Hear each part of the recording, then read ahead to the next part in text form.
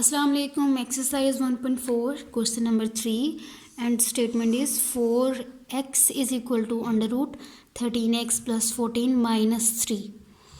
अच्छा जी, अब इसको सबसे पहले रीअरेंज करेंगे। जो रेडिकल वाला एक्सप्रेशन है और जो दूसरे टर्म्स हैं उनको हम सेपरेट कर लेंगे। ठीक है, जो रेडिकल वाला एक्सप्रेशन है उसको एक तरफ रख देंगे और बाकी सारी टर्म्स को हम एक तरफ। अब यहाँ -3 है, इसको हम रेडिकल वाले एक्सप्रेशन से दूसरी तरफ शिफ्ट कर देंगे। तो हमारा इक्वेशन कैसे बन जाएगी? हमारी इक्वेशन 4x ये -3 है +3 equal to under root 13x और +14। ठीक है जी, इसको आप दूसरी तरह भी समझ सकते हैं कि जो ये जिस टाइप से बिलोंग करता है उसकी जनरल फॉर्म थी ax + b is equal to cx + d और इस तरफ था स्क्वायर रूट। ठीक है, तो इसलिए हमने स्क्वायर रूट यानी रेडिकल वाली टर्म्स को एक तरफ कर लिया, जिनके साथ रेडिकल साइन नहीं था उनको हमने एक तरफ शिफ्ट कर लिया। तो जो नेक्स्ट हम इसको सॉल्व करते हैं, रेडिकल साइन को रिमूव करने के लिए दोनों तरफ स्क्वायर लेना पड़ेगा। तो take square on both side. तो आप इस स्टेटमेंट को लिख लीजिएगा, 4x + 3 होल स्क्वायर लेंगे हम दोनों तरफ और under root 13x + 14 and whole square.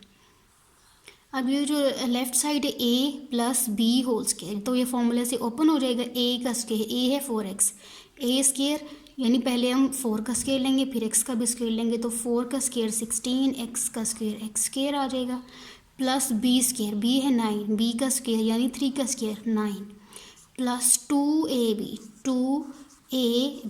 2 फॉर्मूले में as it is, a is 4x and b is 3। तो आंसर बनेगा 24x। 2 × 4 8 एंड 8 × 3 24 और ये x variable as it is आएगा। तो इस तरह मैं डायरेक्ट 2ab की जगह क्या लिख रही हूँ, 24x। चलिए, लेफ़्ट साइड को हमने फॉर्मूला से ओपन कर लिया प्लस 24x और यहाँ अब हम रेडिकल साइन के बगैर 13x और +14 लिखेंगे।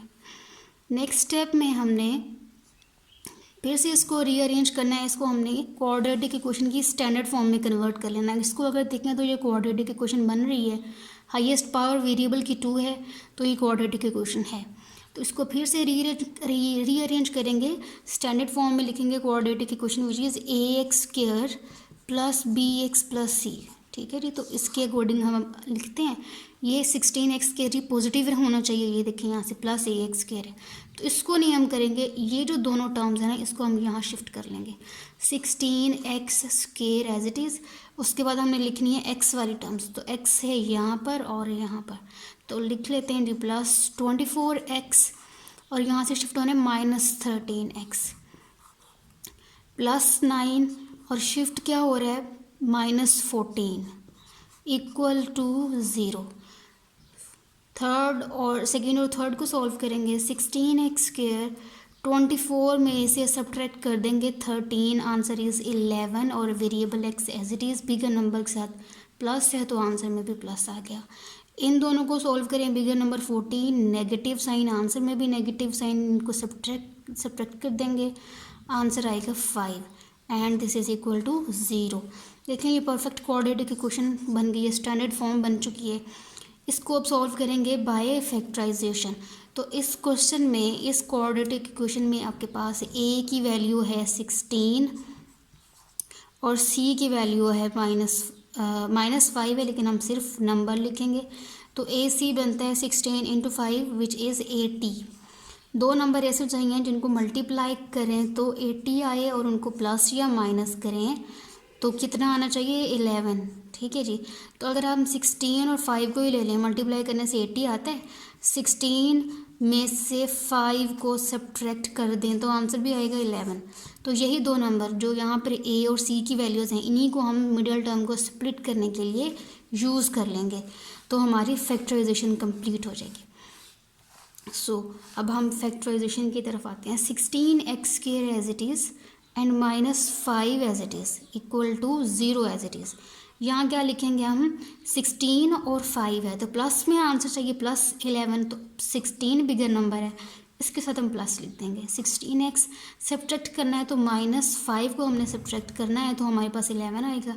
तो ये हमने मिडिल टर्म को सेपरेट कर लिया। नेक्स्ट टर्म में in the next step first two terms में से हम 16 और x कॉमन ले सकते हैं। देखिए 16x, तो 16x कॉमन, यहाँ एक x बच गया वो हमने लिख दिया प्लस साइन, और यहाँ बस 1 रह जाएगा।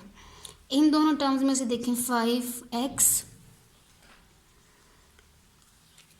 इन दोनों टर्म्स में से हम 5 तो कॉमन है तो 5 भी ले लेंगे कॉमन, नेगेटिव साइन भी कॉमन सेम है तो वो भी ले लेंगे, कॉमन ले लेते हैं। और पीछे जब नेगेटिव साइन कॉमन ले लिया तो यहाँ प्लस रह जाएगा, ठीक है।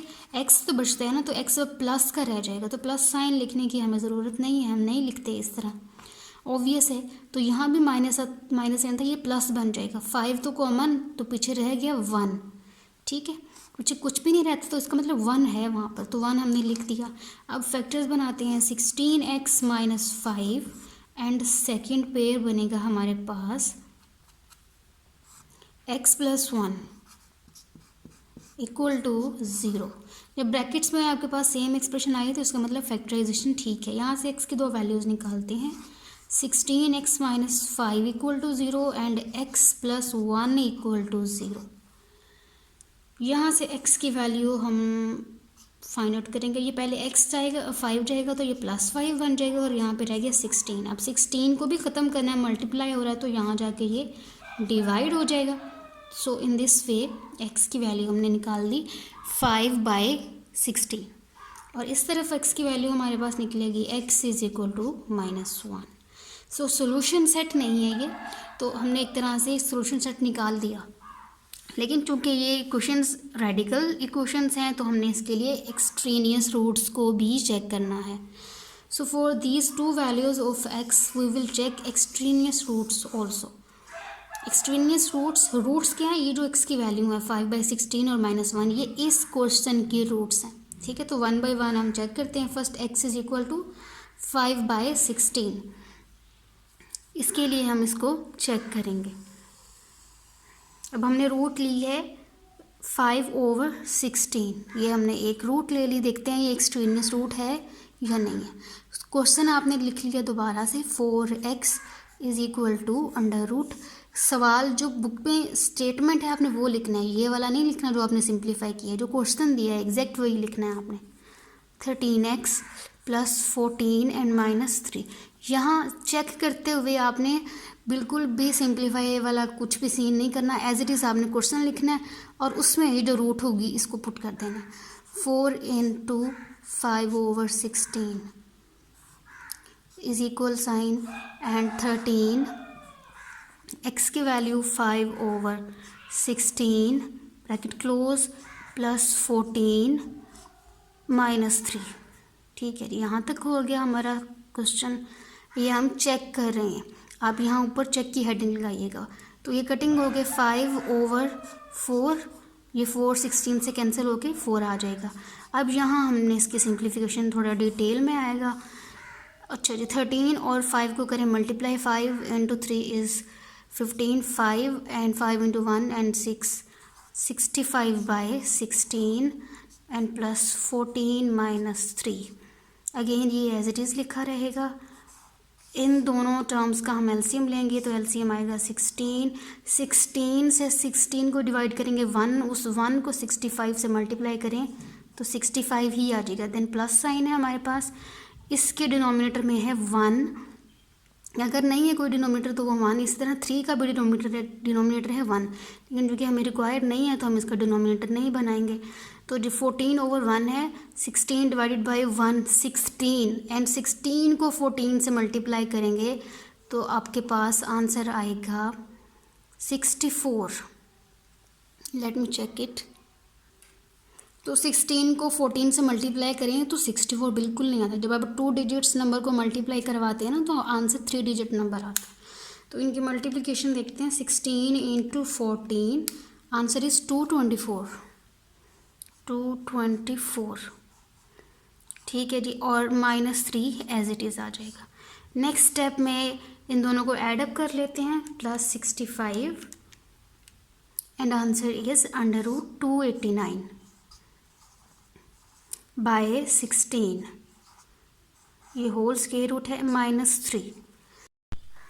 √289/16 माइनस 3 और √289 जब आप कैलकुलेटर पे लिखेंगे तो आपके पास आंसर आएगा 17/16 का भी अंडर रूट है, तो 16 किसका अंडर रूट है, नंबर 4 का, तो -3 एज इट इज़। और यहाँ हमारे पास है 5/4। अब फिर से इसका एलसीएम लेंगे, 4 divided by 4 answer is 1 and 1 multiply by 17 minus sign. इसी तरह आप 3 का डिनोमिनेटर 1 है, 4 divided by 1 4 multiply by 3 answer is 12। यहाँ है हमारे पास 5/4। तो यहाँ 5/4 फिर से हम लिखेंगे इन the next step 17 minus 12 answer is 5/4। तो ये हो गया है इक्वल, ठीक है जी। तो ये ट्रू हो गया। नेक्स्ट रूट है हमारे पास -1, इसको भी चेक करेंगे हम। So next root which is -1, उसके लिए हम चेक करें, स्टेटमेंट है एज इट इज़ लिखेंगे। 4x is equal to -1 is equal to 13x plus 14 and -3। 4 into -1 equal to under root और 13 इंटू -1 -13 प्लस 14 हम एज इट इज़ लिखेंगे और अंडर रूट से बाहर -3 -4 इज इक्वल टू, अब 13 में से 14 को सब्ट्रैक्ट करेंगे, answer is 1 and -3 as it is. 1 का अंडर रूट 1 ही होता है, -3 as it is and -4 is equal to -2, so which is not true. ये इसके इक्वल आ गया। तो अब हम यहाँ पर क्या लिखेंगे, कौन सी रूट हमने पुट किया था, -1। So x is equal to -1 is an extraneous root. ये कोई कैसी रूट है, कैसी वैल्यू है x की, इट इज़ एक्सट्रेनियस रूट। तो अब हम सोल्यूशन सेट कैसे लिखेंगे, सोल्यूशन सेट में हम एक्सट्रेनियस रूट को नहीं लिखते। एक्सट्रेनियस रूट कौन सी है, -1, तो इस नंबर को हम सोल्यूशन सेट में नहीं लिखेंगे। तो 5/4 for x is equal to 5/16, तो अभी हमारे पास सोल्यूशन आएगा ओनली 5/16। सोल्यूशन सेट या आंसर है हमारे पास 5/16।